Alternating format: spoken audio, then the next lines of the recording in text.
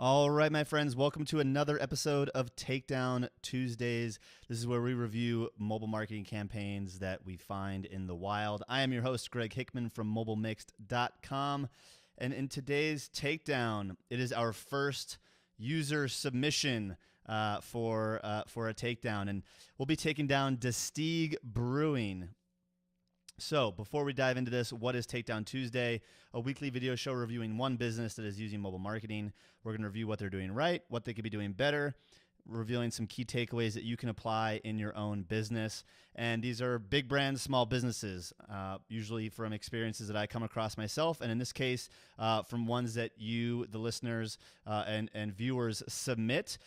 We focus on one aspect of what the business is doing right with mobile. We're not reviewing their entire strategy. So if you want to submit a takedown by emailing pictures and description to takedown@mobilemix.com, we'll be sure to include your submission in one of the up-and-coming Takedown Tuesday episodes. We'd love to have it, just like the one we are about to dive in today. So Mike Baltus, actually here in Colorado, sent a question, sent an image, which we'll be looking at in just a second. But Mike's sent me this message saying, I sent a photo taken from my smartphone from a business here in Denver using SMS, text message marketing, to market their unique opportunity. It's a microbrewery called DeSteeg in the Highlands. That's an area of Denver. And my question is, after listening to Takedown Tuesday, is there room for improvement here? I didn't exactly see the benefit in their call to action. I thought it was kind of weak. Actually, I had forgotten all about the business as a whole because they never even sent out any messages in the past. Then one day it just shows up on my phone. So it appears they have not set up an internal schedule of delivery on a rotational basis. Is there a best business practice or strategy a small business should have in place for such marketing opportunity? I think they would have been better served to make some type of compelling reason for me to come into their brewery for a free taste of this new batch of beer.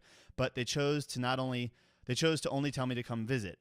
As a consumer, I kind of look at it as a weak opportunity for engagement. Plus, my other question is there a best practice for opt-out language or help language? Is there any FTC guidelines that must be adhered to when a business is considering an SMS or MMS program? As you can see, they chose not to include any of that language compared to other businesses. I choose to allow the opportunity for engagement with on my iPhone, which, by the way, is always near me. Thoughts? Thanks for always delivering evaluating content. Mike, thank you so much for the submission. So let's look at what they're doing right. For those of you just listening to the audio, Mike got a text message from this brewery. It says, new beer on tap tonight at DeSteeg. Dry hopped dark rye. Come on in from 4 p.m. to 11 p.m. tonight to give this tasty new beer a try. So what are they doing right? One, it's great that they're using SMS. Local brewing company, they can connect with, people that are a fan of their beer, like Mike, via this immediate channel like SMS. So that's a great start. They're mentioning their brand name, obviously their location. So, most people receiving this message should know what DeSteeg is, seeing as how they opted into it, right? They are using time sensitivity by making it available tonight for a limited time, only 4 to 11, for you to check out this new tasty beer that they have. So what could be better? So like Mike sort of said, there was really no incentive for the user.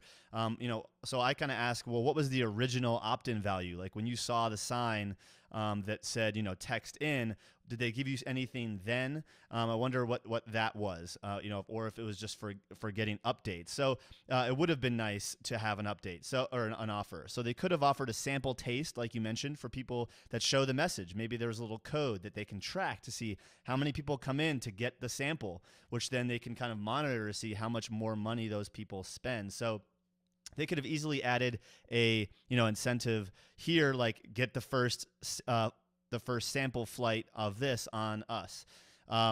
Clearly, they're not sending on a schedule. Per Mike, he hasn't gotten messages in a while, so that is kind of a best practice. You should plan out your messaging. You should be sending messages on a more consistent basis, and it should align with a lot of the things that you're doing.